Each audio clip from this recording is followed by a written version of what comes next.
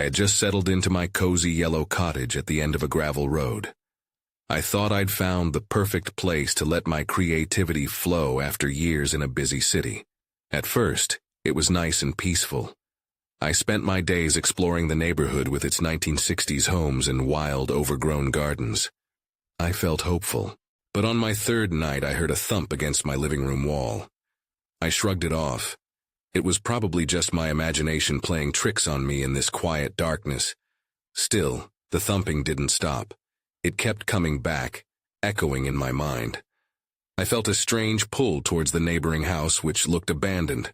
I glanced at it from my window, feeling a mix of curiosity and unease. As the days passed, new sounds came at night. It wasn't just thumps anymore. I began to hear soft laughter and whispers drifting through the air. I glanced around expecting to see someone, but there was nothing. My heart raced. Maybe it was just the wind, but I couldn't shake the feeling that I wasn't alone. I tried to brush it off. It was just new stress from moving. Still, I noticed that the neighbors had left in a hurry. Their belongings were still inside, growing dusty. No cars sat in their driveway. I kept catching shadows in my peripheral vision while I worked. Once I thought I saw a figure just before it disappeared. My skin prickled. One night, I walked outside. It was chilly and the moonlight barely lit the street. I called out to my neighbors. There was no answer. I felt a chill run down my spine. I thought I saw something move in the shadows, but I couldn't be sure. I could hear the whispers again, faint and inviting. Was someone really there, or was I losing my mind? Then one evening, the whispers grew louder. It felt like they wrapped around me. I could hear laughing now, mingling with the trees. My heart thudded in my chest. I stepped closer to the neighboring house. My hand trembled when I touched the gate. It was cold, like it had been untouched for years. I was sure I could see faces pressed against the windows, but when I looked closer, there was nothing. I felt like I was being watched. Suddenly the laughter stopped. It was replaced by a deep silence that enveloped everything. "Hello," I whispered. I felt a rush of cold air and something brushed against my arm. I turned in shock, but there was no one there. My breath caught in my throat. I didn't know what to think. In that moment, darkness settled heavily around me. I stood frozen, wondering if these unseen forces were real or if I was losing my grip on reality. Then I heard a voice say, "Why are you here?" My heart raced. I turned around quickly, but I was alone. The laughter echoed in my mind, mixing with the cold air. I clutched my arms, feeling both afraid and curious. I couldn't shake the feeling I was being drawn deeper into this mystery. Who or what was out there? I didn't want to find out, but I felt like I had no choice. The darkness closed in, and I was left standing in my empty street waiting for whatever happened next. The following day, I decided I couldn't ignore the mystery any longer. I needed to know what was happening next door. I gathered my courage and approached the neighboring house. My heart raced with each step, but curiosity pushed me forward. The windows looked more like empty eyes than anything else. I reached the front door, which was slightly ajar. I hesitated. What if someone was inside? The laughter and whispers echoed louder in my mind, urging me on. I took a deep breath and pushed the door open. It creaked ominously, as if warning me to turn back. Inside, the house was dark and dusty. The air was thick and stale. I could see shapes of abandoned furniture covered in white sheets. I took a cautious step forward, glancing around. There were no signs of life. Suddenly, a door slammed shut somewhere in the house. I jumped back, my instinct screaming at me to leave. But then I heard it again, the soft laughter, almost clearer now. It drew me towards a narrow hallway. I felt an odd sensation, like a magnetic pull, as if the laughter was laced with something familiar.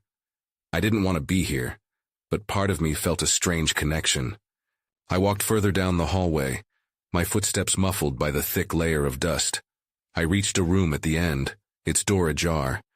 I pushed it open slowly. Inside, the room was dim, and a chill swept over me. Old photographs lined the walls, their faces worn and faded, like memories trapped in time. As I scanned the room, I noticed a large mirror leaning against one wall. It was covered in grime, but I could still make out faint reflections. I stepped closer, curiosity overwhelming my fear. That's when I saw it. A fleeting shadow flitted behind me in the mirror, and I spun around. But there was nothing there. My breath quickened as panic set in. I was not alone. I glanced back at the mirror. This time I wasn't seeing things. There, clearly reflecting in the glass, stood a girl around my age. She had long hair and wore an old-fashioned dress. I blinked, but she remained. Her eyes seemed to glimmer with warmth, yet her expression was tinged with sadness. I felt drawn to her, but fear tugged at my heart. Who was she? "Help me," the reflection whispered, and I felt the air thicken around me. The laughter erupted again, filling the room with a haunting echo. I stumbled back, my heart pounding. I couldn't stay here. Just as I turned to leave, the whispers intensified. "Don't go!" The voice came from every direction. I bolted for the door, adrenaline coursing through me. The laughter morphed into cries, desperation creeping into their tone. I didn't know if they wanted to harm me, or if they were truly in need of help. I tore out of the house, racing back to my cottage, breathing heavily.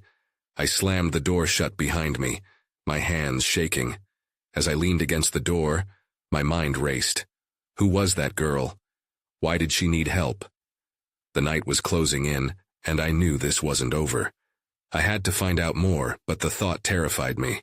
I couldn't shake the feeling that I was being watched again. I glanced at the window, half expecting to see shadows lurking outside. That's when I heard it again, a soft tap at my door. I stood frozen, my heart racing as the tap echoed in the quiet of my cottage. It was so soft yet so deliberate, like a thin breath against the wood. My instinct said to ignore it, to pretend I hadn't heard. But then the tap came again, a little louder this time, like a plea wrapped in desperation. "Who is it?" I called out, my voice trembling. No answer came, only the silence that pressed in around me. I glanced towards the window, half expecting to see the girl from the mirror standing there watching me. A shiver ran down my spine. Another tap, this time more urgent. I took a cautious step toward the door. My mind raced with possibilities.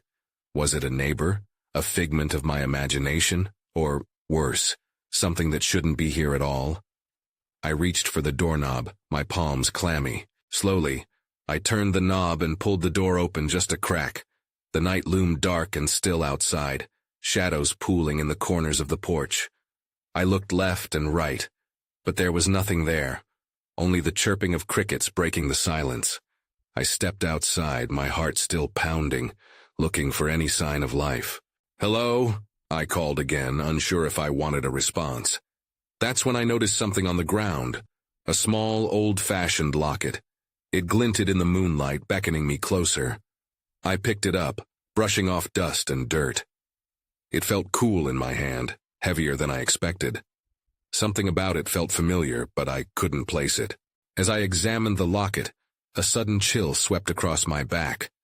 I turned quickly, half expecting to see the girl again, or even a stranger lurking in the shadows. But still, nothing. That's when I felt it. A cold breeze whispering through the trees, carrying voices once more. It was the eerie laughter again, this time mingling with the cries from before. Panic surged within me. I didn't want to go back into that house. The locket slipped from my fingers and landed with a soft thud at my feet. It rolled slightly, facing the door to the neighboring house. I felt a pull, a heavy urge to return there, to discover the connection that bound me to this place. Before I could think it through, I grabbed the locket and dashed toward the house next door. The door stood wide open as if inviting me back in. I hesitated at the threshold, feeling a wave of anxiety wash over me. I had felt something when I was inside before, something strong and compelling. I took a deep breath and stepped over the threshold again. The temperature dropped immediately, sending chills down my spine. This time, I felt a presence, a weight in the air behind me. My skin prickled, and the laughter resumed, clearer now, echoing off the walls. I glanced back, but there was only darkness. With the locket clutched tightly in my hand, I ventured deeper into the house. The photographs watched me with their vacant eyes. The girl from the mirror appearing in the back of my mind. I needed answers. I needed to know how she and the locket were connected. What had I gotten myself into? That's when I heard it, a low whisper, almost a scream. It seemed to be calling my name. I froze, my heart racing. The whisper was chilling, cutting through the thick air like ice. It wrapped around me, pulling me closer to the room where I had first seen the girl in the mirror. I followed the sound, hesitant yet driven by an inexplicable need to understand what was happening. Each step felt like a warning, each creak of the old floorboards a signal of something lurking beneath. The room was dimly lit, shadows dancing on the walls from a single candle that flickered on a small table. Time seemed suspended as I took in the items scattered around. Old books, strange trinkets, and more photographs still staring down at me. I reached out to a dusty frame, the glass cracked, revealing a face I immediately recognized. It was her, the girl from the locket. My breath hitched. I needed to piece together how she was connected to everything, to me. I turned to the locket, opened it slowly, and stared at the small, blurry portrait inside. It was another version of her. The resemblance was undeniable. My fingertips grazed the delicate metal, and for a brief moment the air thickened as if the room held its breath. Then I saw it, a movement from the corner of my eye. I darted my head toward the doorway, heart pounding in my chest. A shadow flitted past, dark against the light. My breathing quickened, and I called out, "Who's there?" Silence.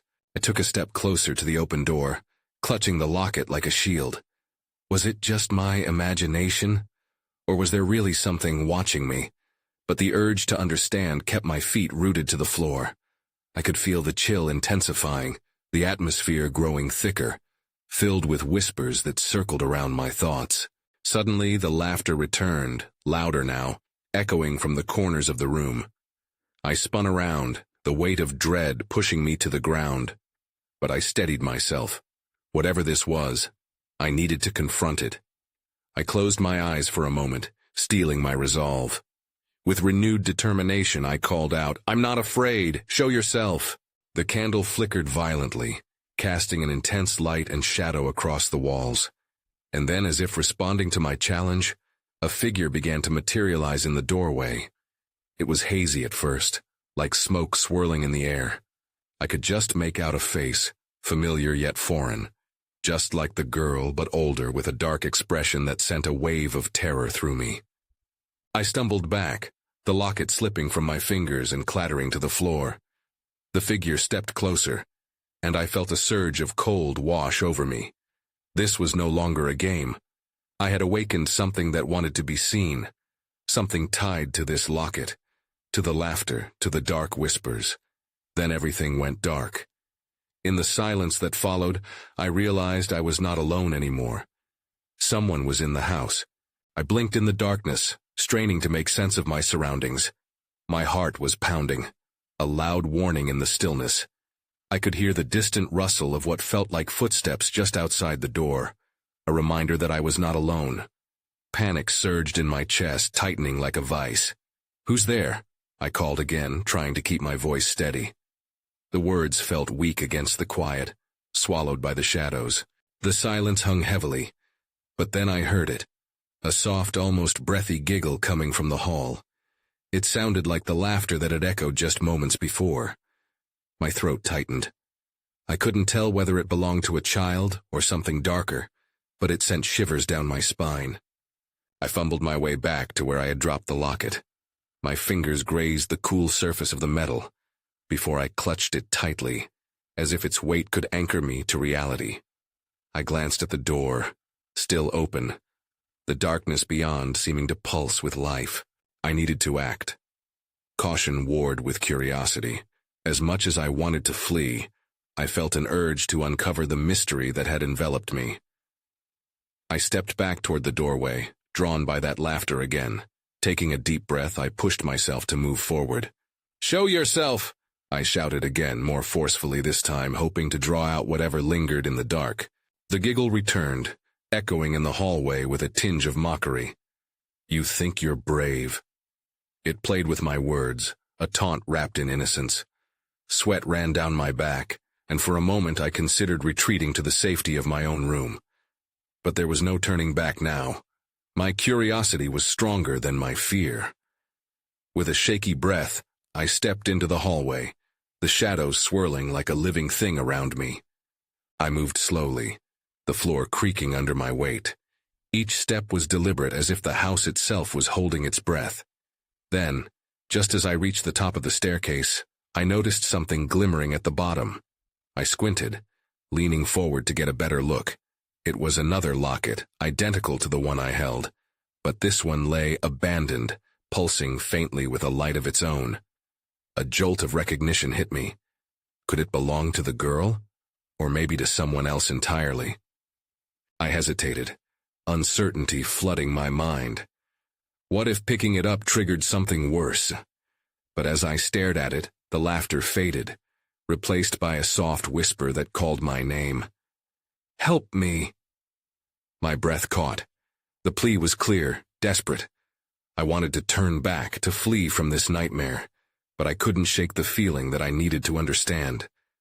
I stepped forward cautiously, the urge to reach for the locket overwhelming. That was when I heard it. A low growl, deep and menacing, rising from the shadows just moments before my hand closed around the locket. I gasped, my instincts screaming at me to run. Then everything erupted in chaos. The shadows warped, the walls shuddered, and I was suddenly not just scared but terrified. The growl intensified, sending chills through my entire body.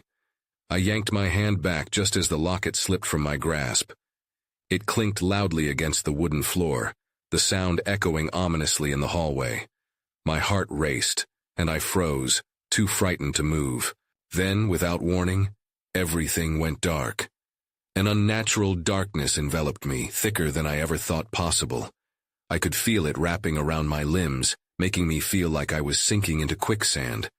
I stumbled backward, but there was nowhere to escape. "Enough games," I shouted, though my voice quivered.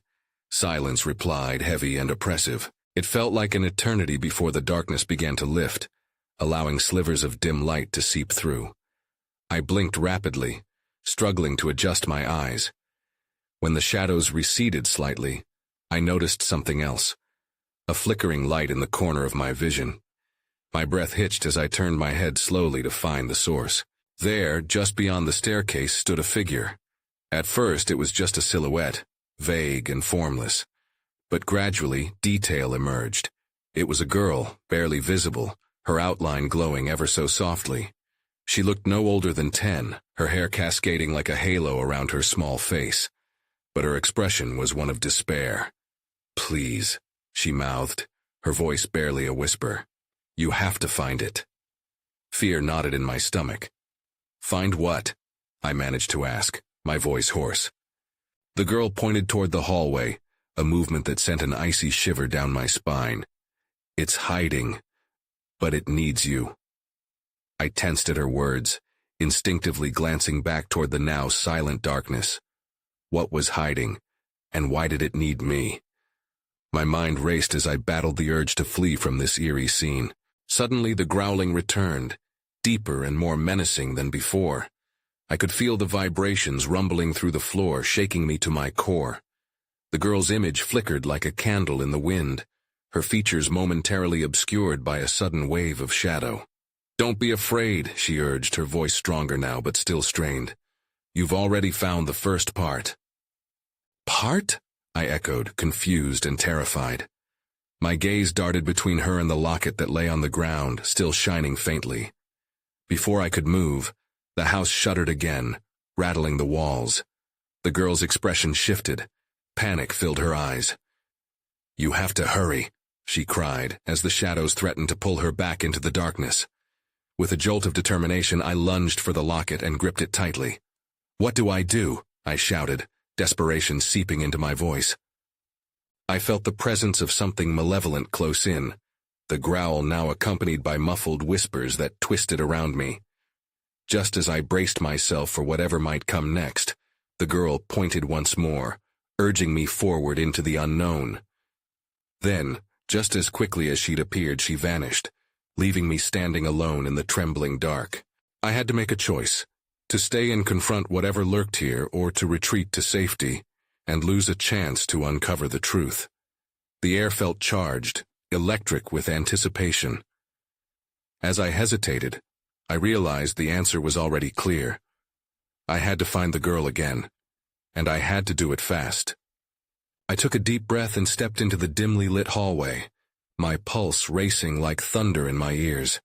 The girl's earlier urgency echoed in my mind. I had to find her. She needed me. But as I moved forward, the growl rumbled again, cutting me off from rational thought. With the locket clenched tightly in my fist, I focused on where the girl had pointed.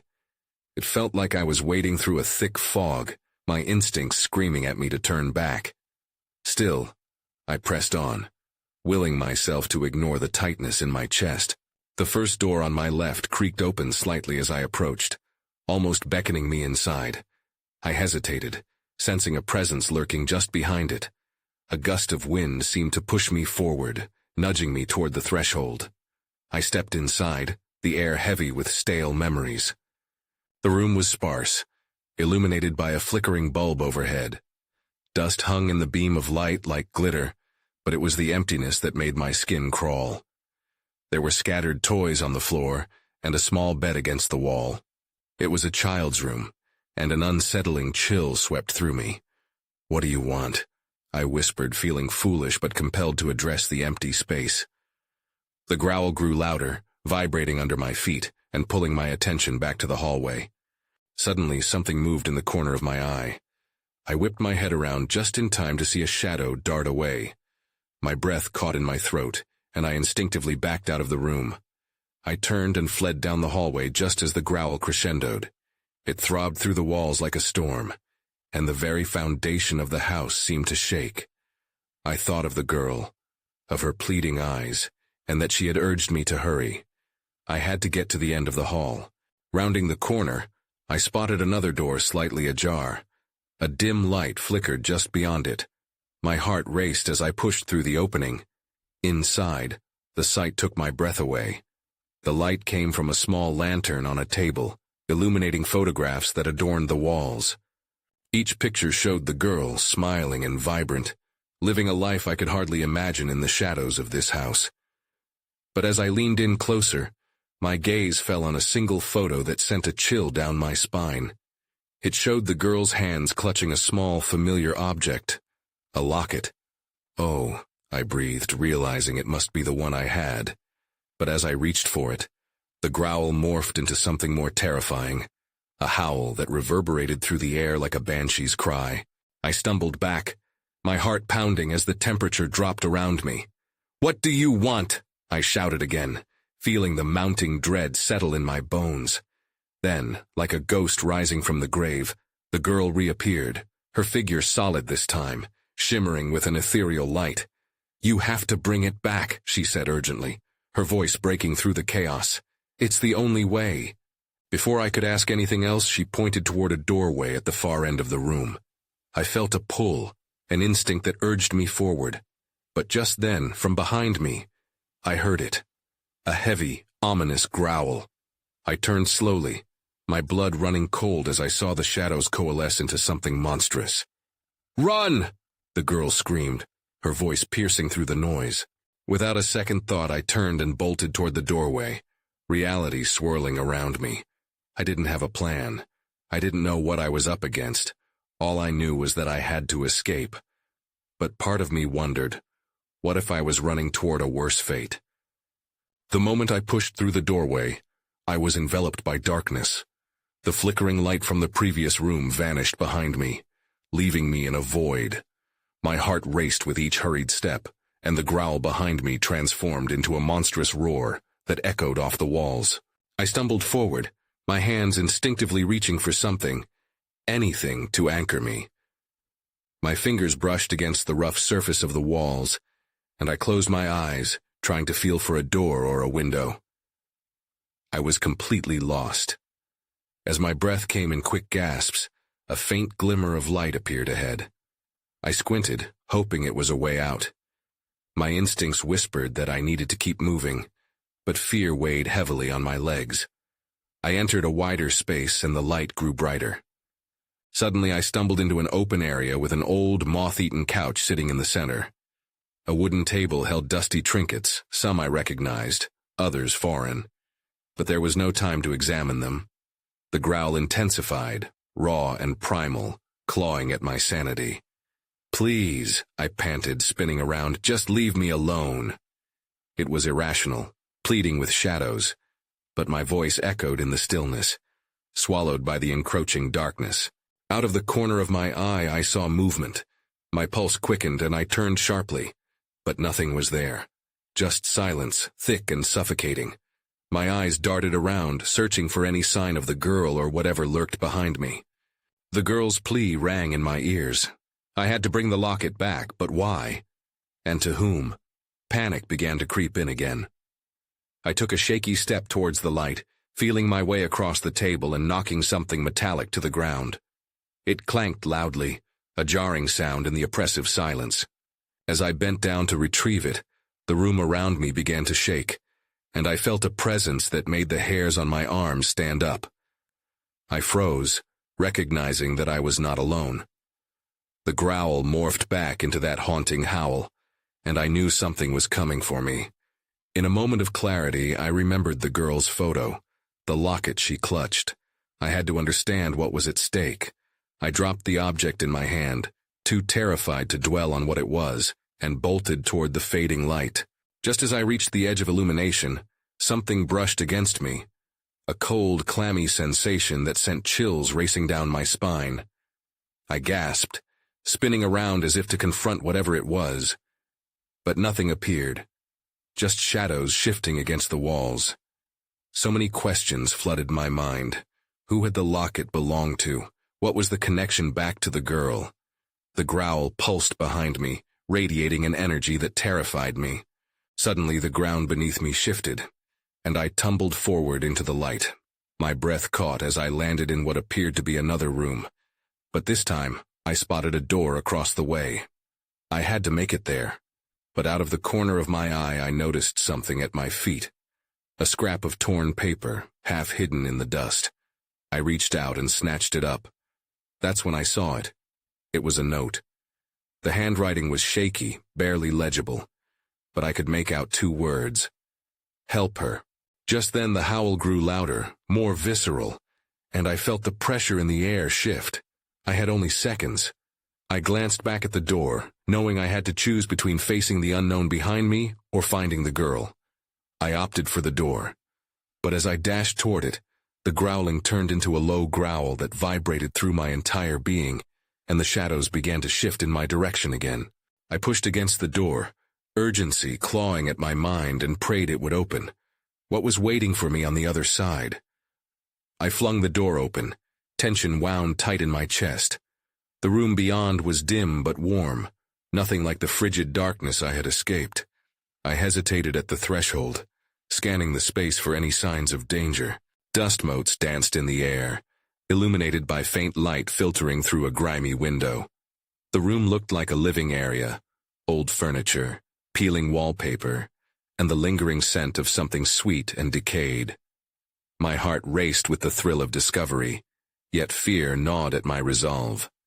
"Hello?" I called out, my voice trembling. No reply, only an echo that sent a shiver down my spine.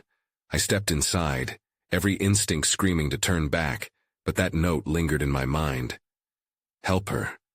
I couldn't leave without finding the girl. Moving cautiously, I noticed a note pinned to a wall. It appeared to be glued there, edges curling.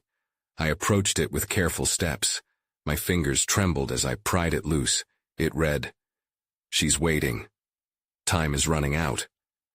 Suddenly the floor creaked, an unsettling reminder that I was not alone. The growl from before faded, replaced by a faint whisper that brushed against my ears. I whirled around, but there was nothing. I couldn't tell if the whispers were inside my head or echoing through the house. Either way, it made my skin crawl. Determined, I moved deeper into the room. I could make out a door on the far side, partially open as if beckoning me.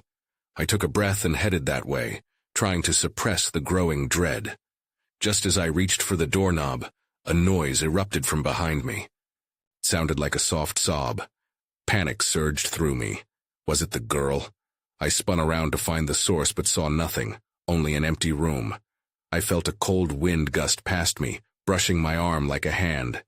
The hairs on my neck stood on end, and I fought the urge to bolt. But I had to do this, I had to know. I turned back toward the door, feeling a sense of urgency. If I didn't find the girl, what would happen? Would I always hear that growl haunting me? I pushed the door open and stepped into what seemed to be a small bedroom. The walls were lined with faded wallpaper, and a bed covered with a lumpy quilt occupied one corner. On the nightstand, I saw something glinting, a small mirror. I approached, curiosity igniting despite my fears. My reflection stared back, eyes wide and terrified. That's when I noticed it. A flash of movement behind me. I whipped around, but the room was empty. Just shadows where something had just been. My pulse raced. I couldn't shake the feeling that I was being watched. As I turned back to the mirror, a figure appeared in its depths.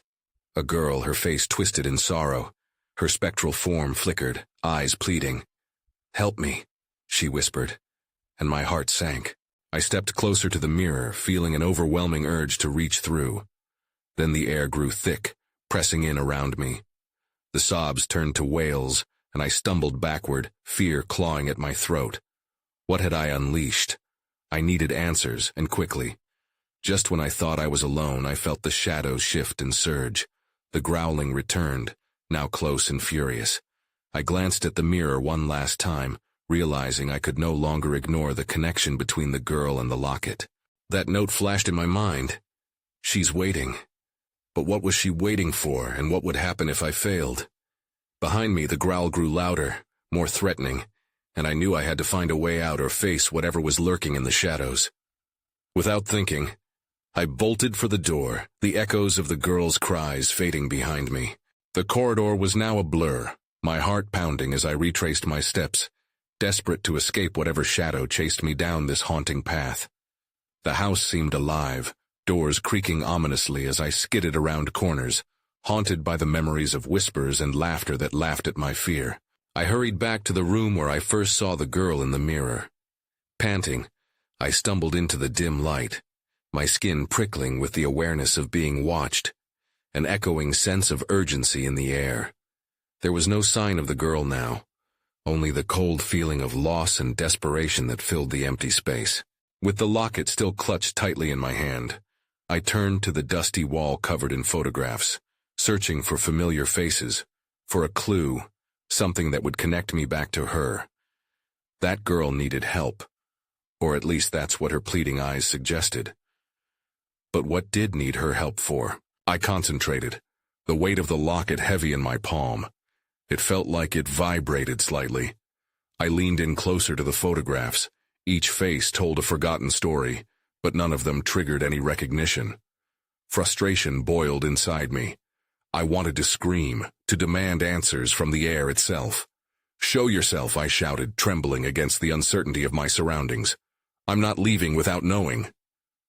The walls echoed my challenge, and for a moment silence lingered thick as a storm. Then the laughter returned, but it was different this time, darker, accompanied by whispers that curled around me like smoke. Suddenly the door creaked open again. I felt a gust of wind blow through the house, chilling me to the bone, and out of the shadows she emerged, my spectral girl. This time her eyes burned with urgency as she stepped forward, fear etched in her delicate features. "You must find her." "Who?" I stammered. "You have to tell me what you want." "The locket," she said, pointing to it. "You must bring it to the others before it's too late. It binds us." Her voice trembled, and she faltered, fading slightly like a candle flickering in the wind. "Before they take her forever." My mind raced. What others, and why another locket? Before I could ask, she disintegrated into the shadows, leaving me alone again. A chill crept over me. Suddenly the growl glared through the darkness anew, deeper and more threatening than ever. I felt a surge of panic rise. "No, no, not again." I backed away, fumbling for the door, but without warning the shadows surged. In that moment, instinct kicked in. I remembered the locket. I needed to find the others it belonged to. "I'm coming back," I yelled into the void, unsure who I was trying to reassure. I darted out the door, past the laughter that echoed behind me. I navigated back through the house, heart racing, coming to a halt at another room, the one with the child's bed. The girl's laughter echoed faintly, mingling with the growl. I could either flee or find what was lost. I braced myself and stepped into the room, searching the space while gripping the locket. My fingers brushed against something unexpected. A dusty toy chest. Worn and weathered, it seemed ancient. I pulled it open. Inside, I found more items, faded toys and stuffed animals, all whispering of missed laughter and forgotten happiness. But what I sought lay deeper. I pushed aside the toys and rummaged for something that might connect back to the girl. And there, nestled under an old blanket, was another locket. My breath caught in my throat as I saw the familiar glint. It was identical to mine. I felt tears prick my eyes. I might have just found the piece to fit in the puzzle that haunted this place. But just as I reached for it, the growl erupted again, threatening to drown me in darkness. The noise vibrated through my bones, the air electric with tension. Shadows erupted from the corners of the room, swirling toward me. I grabbed the locket, clutching it to my chest while turning to flee. "Help us!" the girl's voice echoed in my memory. I ran, propelled by a mixture of fear and determination. The shadows seemed to divide as I made my way back to the mirror, racing against time. Through the lens of the glass, I caught a glimpse of the girl, waiting, hopeful. "You have to put it back," she whispered. I reached the mirror and pressed the pair of lockets against its frame, feeling a warmth surge through me. The air thickened and for a moment silence settled, a welcome reprieve. Then the girl stepped through, her ethereal glow illuminating the room. "You did it," she said, smiling as if a weight had been lifted. But just as I felt relief wash over me, the shadows surged, screaming through the air. "No!" I yelled, holding the girl close. "Stay with me!" But with a flash, she shimmered out of reach, a final breath of warmth fading back into the depths of the house. I felt hollow, standing alone in the silence that followed. The shadows began to recede, melting away into the corners. The growl diminished, morphing back into whispers, almost peaceful now. They twirled around me softly, and the shadows turned into memories trapped within the walls. As I stood there, I understood something profound. The danger was gone, the immediate threat dispersed. Yet the house still held its secrets, layers of mystery left untouched. I made it out, but I wouldn't soon forget what lay within. Each night in my cottage afterward, I sometimes hear laughter echoing softly outside. Was it real, or just a remnant of a night that felt infinitely tangled in shadows? The locket lay safely in my drawer, and while I had escaped the house, I could never quite shake the feeling that something remained, waiting just beyond the veil of perception, unseen, yet ever looming. I moved to a different city after that. Sometimes I wonder if those shadows still linger, if the girl still waits for someone to help her. But mostly I try not to think about it.